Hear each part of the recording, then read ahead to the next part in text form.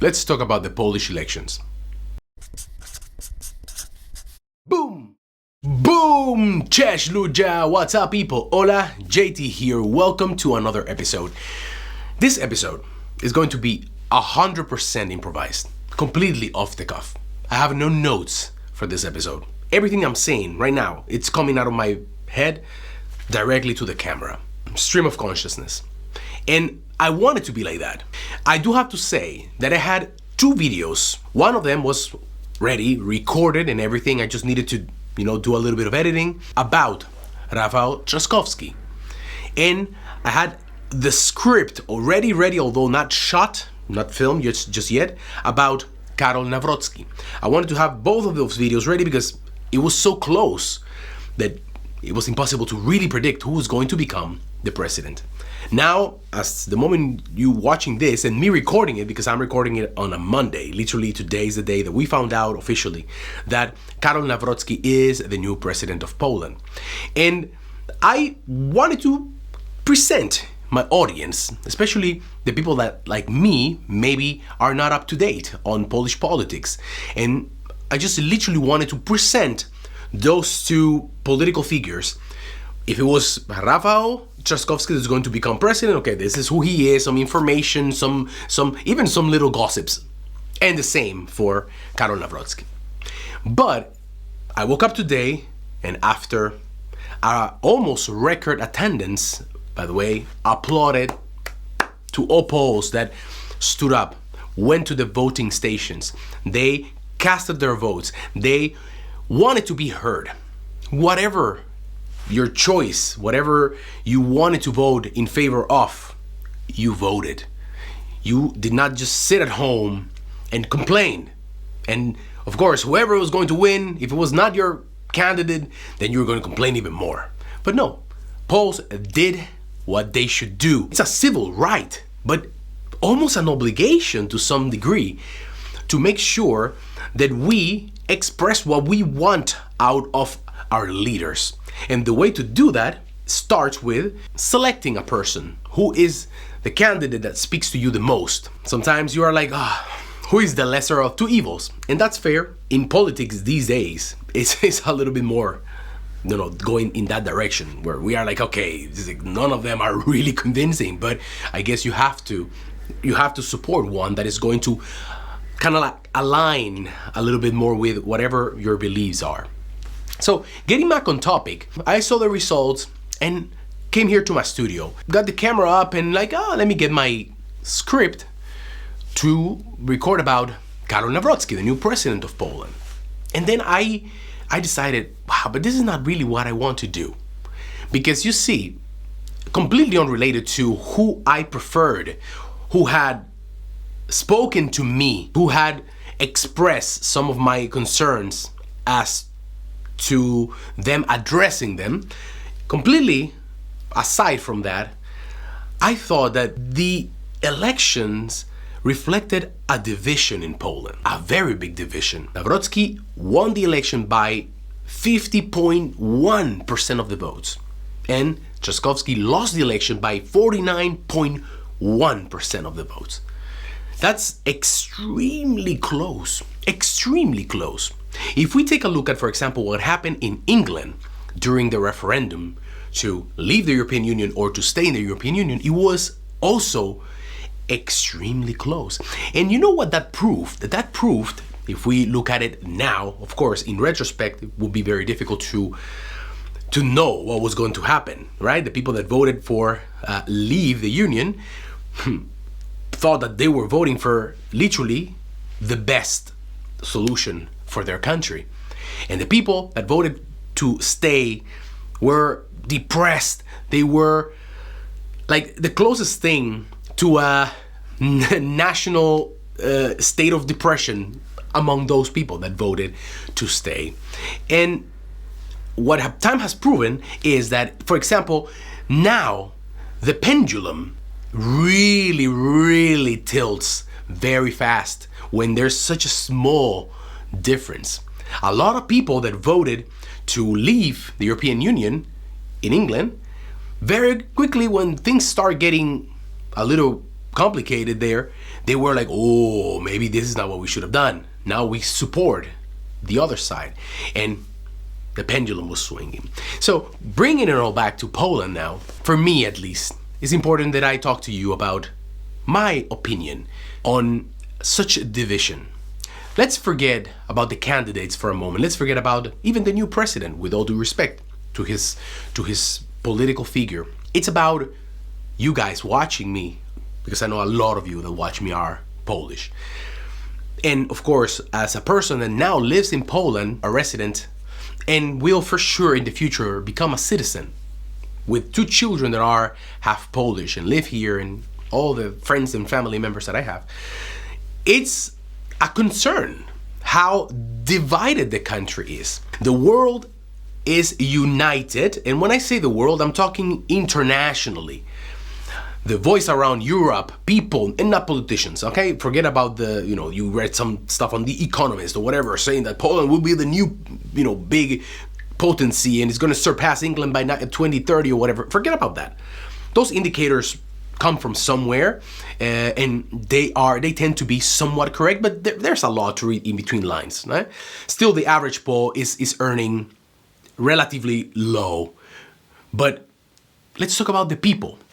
I think that the people around Europe, on the other side of the world, I come from the other side of the world, it seems like the world is united in thinking that Poland is a country that is just surpassing all the expectations. It's just bringing down wall after wall. It's like, like Poland is like this big superhero, and it's just going bam, bam, just destroying walls. Preconceived notions that, an ex-communistic country, how can it be that in such a short span of time is becoming what is becoming? Yeah, the world is united in believing that Poland is the next big thing. Even among the YouTuber world, influencers, if you want to call them that. Like, I've had the opportunity to collaborate and record with a few international YouTubers who have contacted me saying, hey man, the word around town is that Poland is really freaking amazing and is getting even better. Yet somehow, Poles are totally divided. Divided in their beliefs of what should Poland do with its future.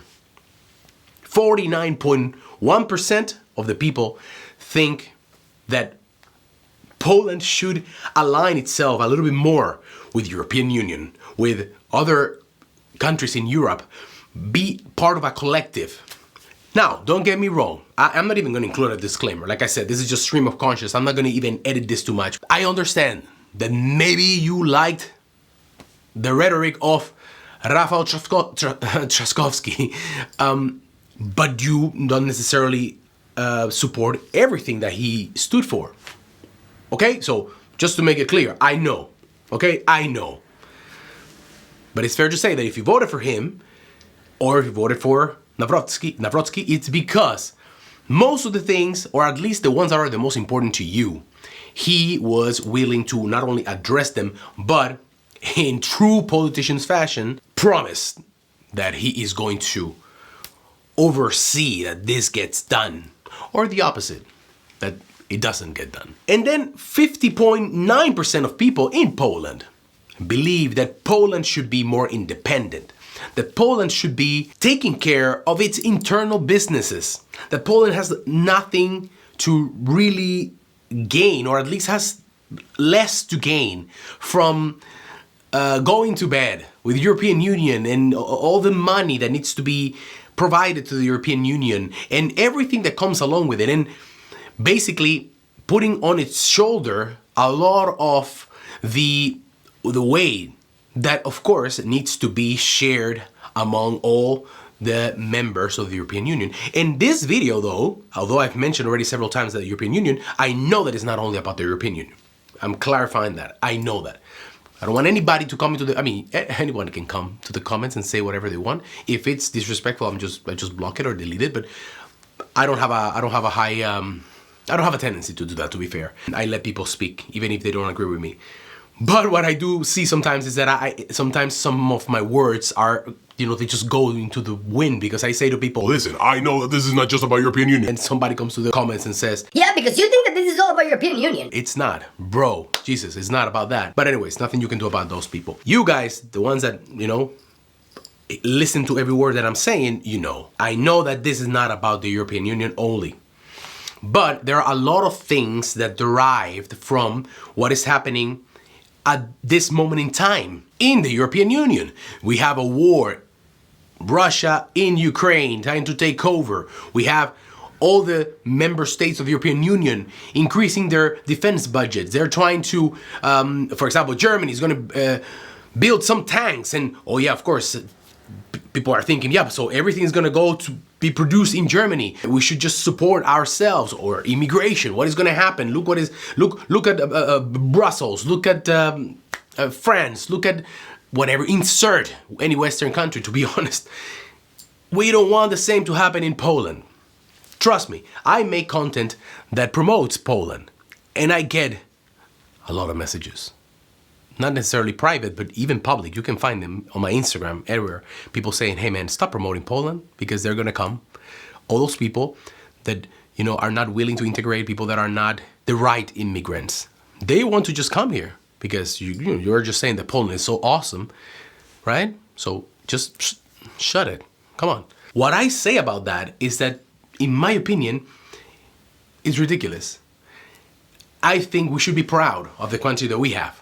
Right? And the things that Poland is achieving. And it's up to the politicians, the ones in the left, in the center, in the right, and in between, to make sure that they pass on policies that are going to protect the Polish people. As simple as that. Or anyone residing in Poland, for that matter. They don't need to be Polish only. A person like me, I'm Dominican, and I live here, and I care for this country. And I also want to be protected. I don't want to go out and have fear that I cannot walk at night or my children are in danger. I don't want that, right? So this division in Poland is extremely interesting. And I've been thinking about it since yesterday and this morning a lot. Because, for example, in Poland, the ideologies are rather further apart when it comes to the beliefs. Some people, for example, believe in the rights of LGBTQ plus community. They believe that those people have the same right that a heterosexual person has. Some people think that, of course not, they don't. Or some people say, hey, listen, we don't have any problem with the LGBTQ plus community, just don't let them get married, don't let them adopt, whatever it is that different people think. But they sit, as a society, Poland sits here and here, divided.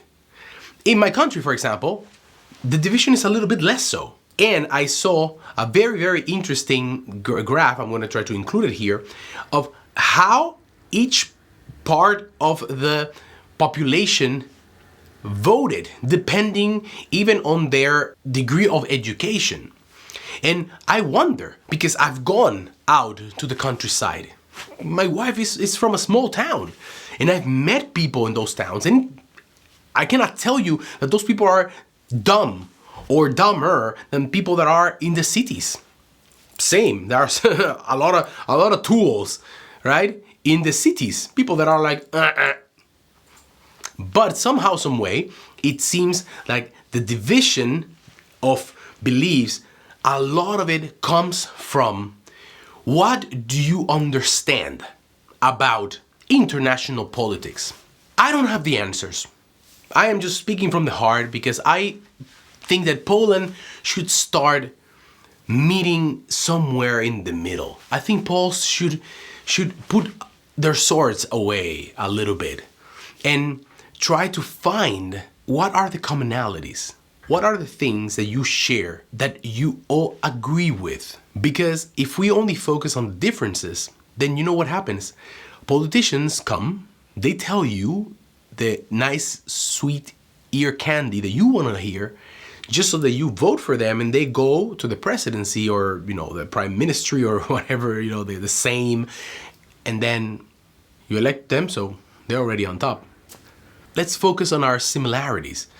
Such a beautiful country with such beautiful people. Similarities. That's all. That's my stream of conscious video for this week. Whatever it is, whoever you voted for, make sure that you don't attach yourself blindly. Keep the leaders accountable. If they did not do a good job for the next election, let them know. Go support another person. Let's not follow blindly. And most importantly, be good to the person next to you. They are still people, and we still need each other. See you on another episode. Bye-bye.